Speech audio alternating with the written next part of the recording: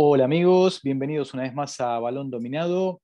Y bueno, el día anterior a los partidos de Europa League planeamos con Marcos López Aragón, nuestro gran compañero, qué partido ver y ambos decidimos ver qué estaba sucediendo en Alemania con el Leverkusen de Xabi Alonso, que está haciendo una temporada fantástica en Bundesliga y estaba en cuarto de final con grandes posibilidades de clasificarse a la semi del segundo torneo europeo. Y bueno, no nos hemos equivocado en el plan de partido. La verdad que hemos visto un gran triunfo del Leverkusen 4-1 al Unión Saint-Gilloise de Bélgica y está en semifinales para enfrentar a la Roma en esa instancia. Así que bueno, ya mismo le doy la bienvenida a Marco para analizar este Leverkusen de Xabi Alonso que nos ha dejado muy buenas sensaciones. Hola Marco, buenas noches, bienvenido como siempre. Hola, ¿qué tal, Gustavo? ¿Cómo estás? Pues sí, la verdad es que nos ha dado la oportunidad este partido de ver o de constatar qué es lo que está ocurriendo con la evolución del Bayer Leverkusen desde la llegada de Xabi Alonso, y además hemos podido comprobar bastante de su libreto táctico, de lo que está ofreciendo, de qué es lo que propone, y realmente es extraordinariamente interesante. Lo primero, decir que tiene un mérito tremendo animarse a tomar las riendas de un Bayer Leverkusen que estaba en descenso de Bundesliga, si no recuerdo mal, iba penúltimo en la clasificación de la competencia doméstica, y con un panorama más que negro en Champions League, y fue capaz de, desde la épica en un partido, la verdad que trepidante y extraño, lograr ese tercer puesto del grupo ante el Atlético de Madrid en el Metropolitano, que le daba derecho a reengancharse a la Europa League. Y hoy es el día que ha sido capaz de eliminar a uno de los conjuntos revelación de esta competición europea y plantarse en unas semifinales que le van a medir nada menos que a la Roma de José Mourinho, uno de sus principales, digamos, no sé si valedores o mentores, porque sí que es verdad que el libreto es bastante distinto al que presenta Mou, pero obviamente influencia ha debido tener en Xabi Alonso. Sí, sin duda, en esa etapa que coincidieron en el Real Madrid. La verdad que sí, como bien dices, se despidieron a Giovanni, tomó las riendas Xavi y a partir de ahí Leverkusen ha hecho una temporada fantástica que, bueno, está muy cerquita de copas europeas. Y bueno, empató 1-1 en Alemania, no pudo marcar diferencia como local y bueno, hoy al minuto ya estaba en ventaja con ese gol de Diaby, aprovechando los espacios que dejó el equipo belga y a partir de ahí se le puso de cara al partido, ¿no? Sí, ha sido una puesta en escena totalmente demoledora por parte de Leverkusen. Bien es cierto que tampoco no existía tanto el factor sorpresa, porque en el partido de ida y en muchísimos partidos, prácticamente la totalidad de ellos, el planteamiento de inicio de Xabi Alonso es más o menos el mismo, pero sí que es cierto que ha encontrado una configuración de tridente ofensivo entre Florian Wirtz y principalmente Diaby, porque ese tercer hombre ha ido cambiando durante la temporada, pero sí que ha conseguido una tripleta ofensiva de un dinamismo brutal, con una libertad de movimientos tremenda, donde incluso la figura del delantero centro es una figura asociativa, no es un punta de referencia.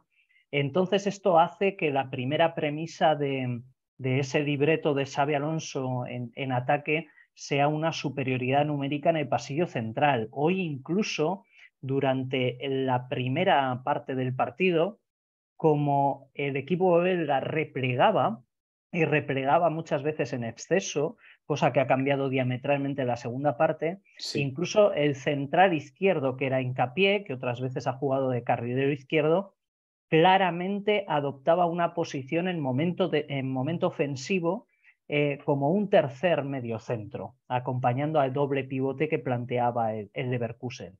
Eso hacía que el Leverkusen tuviera tres mediocentros realmente en momento ofensivo, aparte de Florian Wirtz y Diaby, que se metían por dentro y además que permutaban incluso posiciones, y la figura del punta de referencia que no era tal porque también se asociaba por parte de Hrosic. Exacto. Claro, entonces estábamos hablando de 3 en el medio, más 2 por dentro, 5, más la figura del punta asociativo, 6. Claro, 6 jugadores acumulados en pasillo interior, además de tener muchísimo más control de balón, no tanto posesión, sino control de balón, liberaba los carriles para esos carriles tan, no ofensivos, tan agresivos que plantea el Sí. Bayer Leverkusen de Xabi Alonso, en este caso con Frimpong, lógicamente, pero también con Bakker por izquierda, que ha tenido un partido también ofensivamente tremendo. Entonces ahí sí que esa superioridad sí se ha plasmado desde pronto en el marcador, y el Bayer Leverkusen ha podido manejar el partido a su antojo.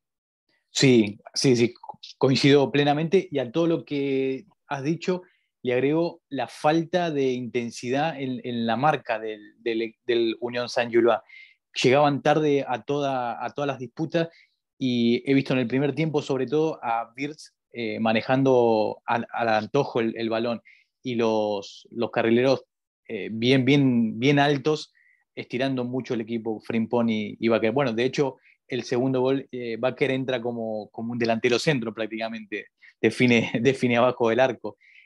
Wirtz en el segundo tiempo tal vez se cansó y empezó a perder un poquito de precisión en el juego, pero el equipo belga en el segundo tiempo salió con más intensidad, ¿no? Perdido por perdido, adelantó líneas, digamos. Sí, claro. Además, lo bueno que tiene es que esta disposición que plantea Xabi Alonso con el Leverkusen realmente es el arquetipo del 3-4-2-1, porque muchas veces cuando hablamos de los sistemas, la interpretación del 3-4-2-1 es muy confusa, es muy confusa. ¿Por qué es confusa? Porque realmente el 3-4-2-1, conceptualizado como pensamiento futbolístico como tal, es realmente donde los dos jugadores que juegan por detrás del delantero no Sí. son extremos, no son interiores, son medias puntas. Por eso se llama 3-4-2-1 y no se les mete ni con los centrocampistas ni con los delanteros. Entonces, la verdad es que es bonito porque pocas veces se ve un 3-4-2-1 puro, donde los dos jugadores que juegan por detrás del delantero centro realmente interpreten la figura del mediapunta, donde hay un dinamismo completo, una aposicionalidad en ataque, y donde dos, incluso con la figura de un delantero centro de perfil asociativo, como el propio Florian Wirtz suele jugar también en esa posición de punta asociativo, ahí sí es un 3-4-2-1 donde se produce esa posicionalidad. Esa posicionalidad genera un desconcierto enorme en las defensas rivales y en el centro del campo. De hecho, yo tengo contrastado que el 3-4-2-1 puro, como el que hoy planteaba Xabi Alonso, o en su día Tuchel, que luego ya se ha ido desvirtuando un poco, pero Tuchel también planteaba un 3-4-2-1 puro, desfija totalmente las marcas. Entonces, esta reflexión que tú hacías de los belgas llegaban tarde siempre y parecía como que eran displicentes en la marca, no era tanto por una apatía o por una falta de intensidad, sino más bien por un desconcierto brutal de a quién le corresponde la marca de cada jugador en ofensiva de un equipo que juega de esa manera tan, entre comillas, descontrolada. De hecho, los equipos que juegan 3-4-2-1 suelen ser catalogados un poco de anárquicos, porque, claro, dos carriles que terminan convirtiendo los dos hoy gol, Sí. es muy poco frecuente, porque suele ser, los entrenadores suelen buscar un equilibrio, un lateral que sea de perfil central para que quede cerrando con el resto, y en cambio al otro le dan vuelo. Atacar con los dos carriles tan altos que terminen incluso haciendo fases de pressing avanzado altísimo o incluso convirtiendo goles, no es tan frecuente y es más propio del 3-4-2-1 puro, que es el que hoy nos ha mostrado Xabi Alonso con Leverkusen. Tal cual, porque aparte el punto de partida de hoy de los carrileros no era atrás, digamos, como con 3 centrales y 2 defensores, no. El punto de partida de ellos era bien, bien alto, a la altura de los medios, y llegando permanentemente, estirando mucho al equipo para generarles espacio para que Virts y Diaby jueguen con mucha comodidad. Y en el segundo tiempo, Marco, a favor del espectáculo, el Leverkusen propuso un golpe por golpe que lo hizo muy atractivo el partido. Hubo fases de golpe y de contragolpe del Leverkusen, bueno, que por su calidad individual terminó sentenciando la llave con un 4-1 eh, lapidario, pero hubo un momento del San Gillois que llegó con peligro. Sí, estuvo muy bien porque realmente este cambio del conjunto belga en la segunda parte, hombre, tenía su sentido. Al final, ellos, por muy cuesta arriba que viene en la eliminatoria, han representado de manera muy digna el papel de equipo revelación. Y de un equipo Total. revelación esperamos que muera con las botas puestas, que era lo que nosotros esperábamos de este conjunto, y efectivamente lo ha interpretado así en la segunda parte. Se ha ido a la ofensiva absolutamente con todo, incluso ha hecho que Xabi Alonso tuviera que cambiar su planteamiento también por el cansancio de jugadores de ofensiva, pero también ha tenido que modificarlo, pero bien es cierto que ha habido un momento que el conjunto belga se echaba adelante, mientras que el Bayer Leverkusen seguía planteando un pressing avanzado prácticamente extremo, con los laterales, como hemos comentado, incluso apretando a laterales Sí, contrarios y por lo tanto ganando mucha altura y cerrando solamente con 3 jugadores a pelo, 1 contra 1 prácticamente, que tiene sus riesgos, pero que eso también ha derivado en acciones no solo de peligro, sino también incluso en una acción que creo que es paradigmática de press avanzado de manual, que es Bakker presionando por izquierda y finalizando el fallo del portero y marcando el gol Frimpong. Entonces, fíjate tú, los 2 laterales largos de Leverkusen jugando a esa altura y provocando incluso pues, el pánico en la salida de balón del rival. Pues bueno, esto lo que habla pues es de la propuesta contundente, digamos, y arriesgada en cierto modo. De hecho, fíjate que si te paras a analizar, en esta etapa de Xabi Alonso al frente de Leverkusen, hubo un momento en el que marcaba muchos goles, pero también recibía muchos. sí. Tuvimos muchos marcadores de 3-2, 4-3, hubo varios marcadores, unos cuantos, de ese perfil. Y ahora, en cambio, pues parece que el equipo está más ajustado y va encontrando también un equilibrio dentro de una propuesta que es realmente ofensiva. Sí, sí, tal cual. Y bueno, hace poco le ganó al Bayern Múnich, que fue el último partido de Nagelsmann. O sea, el equipo ya está empezando a competir con los grandes de tú a tú y le está yendo bien. Ya el equipo está plantado en semifinales. No sé si quieres agregar algo más, Marcos, Sí, algo que... me parece muy importante o muy interesante cuando hemos ido viendo un poco el despliegue. Al final, muchas veces hablamos de que los equipos y los jugadores, en manos de unos entrenadores o de otros, en manos de unos desarrollos o de otros, o de una forma de jugar o de otra, se revalorizan o se devalúan. Y Sí, fíjate que te ponía aquí, ha habido un momento que pensaba realmente qué poner arriba. Y hablaba, claro, muchas veces hemos hablado del Sevilla y de sus plusvalías, del Oporto, del Benfica, del Ajax. Bueno, pues sí, creo que estamos cerca de ver un nuevo príncipe de las plusvalías en este Leverkusen.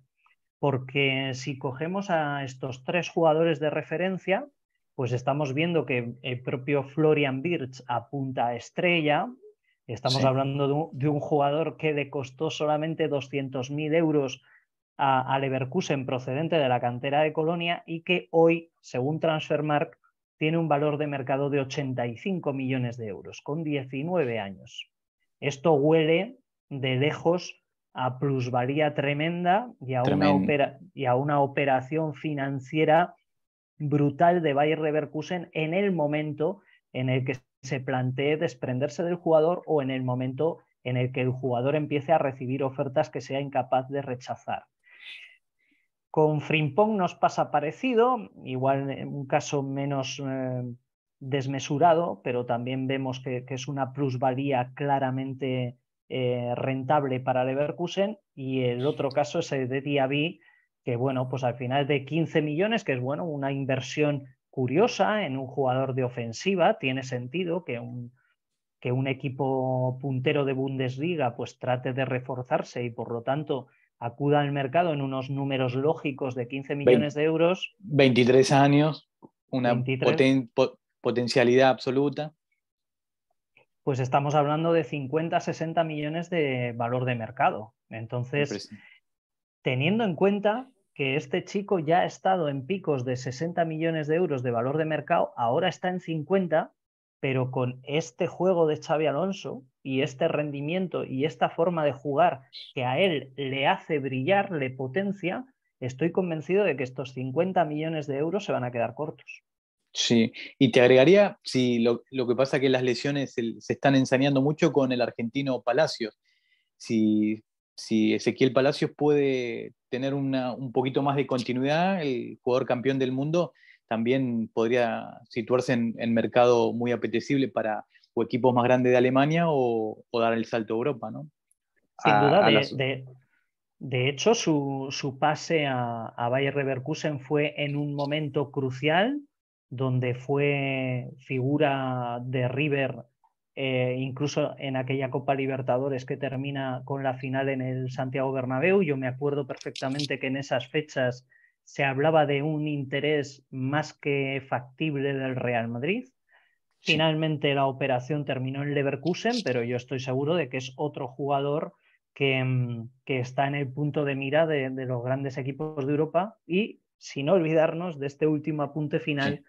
que probablemente Xabi Alonso también esté haciendo méritos paso a paso, por eso pongo a futuro para poder entrenar a grandes equipos como por ejemplo el Real Madrid. De hecho, a mí me parece que está gestionando su carrera como entrenador de una manera muy inteligente y que el fútbol que practica creo que es bastante más moderno del que proponen Arbeloa, que está entrenando al juvenil A del Real Madrid, o Raúl, que está entrenando al Real Madrid Castilla.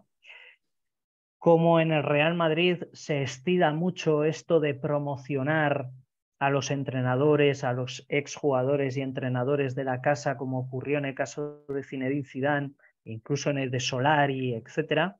Sí. Tengo la sensación de que podemos estar ante un candidato muy, muy serio a futuro al banquillo del Real Madrid, que yo, por la manera de jugar que tiene y por ese concepto que hemos hablado también en otros análisis de fútbol moderno, le vería por encima de sus competidores actuales, que pudieran ser seguramente Raúl y Arbeloa. Sí, sí, coincido que está haciendo una carrera paso a paso, midiendo cada sitio donde va. Dejó la Real Sociedad B para irse al Leverkusen y creo que tarde o temprano lo veremos en el banquillo del Bernabéu, no me cabe duda.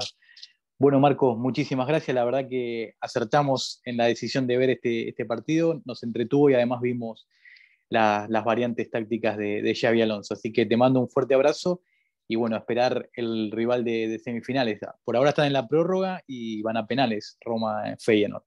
Así que abrazo grande. Muy bien, otro para ti, Gustavo. Chao, chao. Chao, chao.